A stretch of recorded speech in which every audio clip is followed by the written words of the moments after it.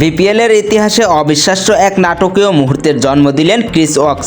শেষ বলে জয়ের জন্য প্রয়োজন ছিল 6 রান, এমন সমীকরণে এর আগে কখনোই ছক্কা মেরে ম্যাচ জেতানোর ঘটনা ঘটেনি বিপিএলে। তবে নিজের প্রথম ম্যাচেই সেই অসম্ভবকে সম্ভব করে দেখালেন ইংলিশ অলরাউন্ডার। শেষ ওভারে ফাহিম আশরাফের অফ স্টাম্পের বাইরের বল ওকস ব্যাট চালিয়ে দিতেই বুঝেছেন কাজ হয়ে গেছে। হাত তুলে বলের দিকেই ইশারা করেন তিনি। বল উড়ে গিয়ে আছড়ে পড়ে গ্র্যান্ড স্ট্যান্ডের গ্যালারিতে। শেষ বলের সেই ছক্কায় 3 উইকেটের রুদ্ধশ্বাস জয়ের ফাইনালের দৌড়ে টিকে থাকে সিলেট টাইটান্স। আর গতবারের মতো এবারও এলিমিনেটর থেকেই বিদায় নেয় ফেভারিট রংপুর রাইডার্স। 12 মৌসুমে অসংখ্য স্মরণীয় ম্যাচ দেখেছে বিপিএল, তবে এই ম্যাচটি জায়গা করে নিল সেরাদের কাতারে।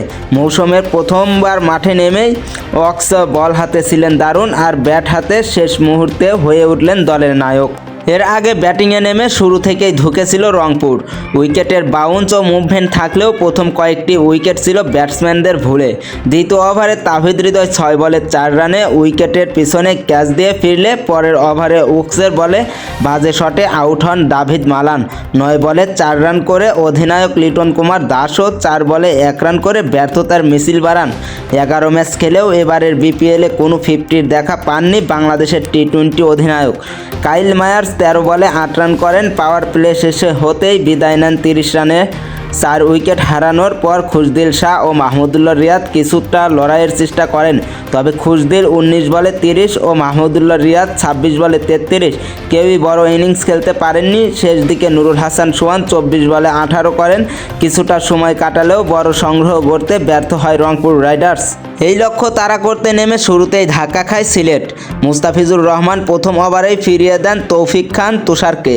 পরে আলিসাল ইসলাম ও নাহিদ রানা দ্রুত উইকেট তুলে নিলে 8 ওভারে সিলেটের স্কোর দাঁড়ায় 4 উইকেটে 44 রান। চাপের মুখে দলকে টেনে তোলেন স্যাম বিলিংস ও মেহেদী হাসান মিরাজ। ধীরগতির হলেও 54 বলে 50 রানের গুরুত্বপূর্ণ জুটি গড়েন তারা। মিরাজ 23 বলে 18 রান করে স্ট্যাম্পের হলে বিলিংস পরিস্থিতি বুঝে উইকেটে আঁকড়ে ধরেন। 32 বল পর্যন্ত কোনো বাউন্ডারি না পেলেও পরে একটি ছক্কা মারেন তিনি। তবে শেষ দিকে বিলিংসও ফিরলেন, নাটক জমে ওঠে। শেষ বলের আগে প্রয়োজন দাঁড়ায় 6 রান। তখনই ব্যাট হাতে ইতিহাস লেখেন ক্রিস ওকস। শেষ বলের ছক্কায় সিলেটকে এনে দেন অবিস্মরণীয় জয়, আর বিপিএল পায় তার অন্যতম রোমাঞ্চকর মুহূর্ত।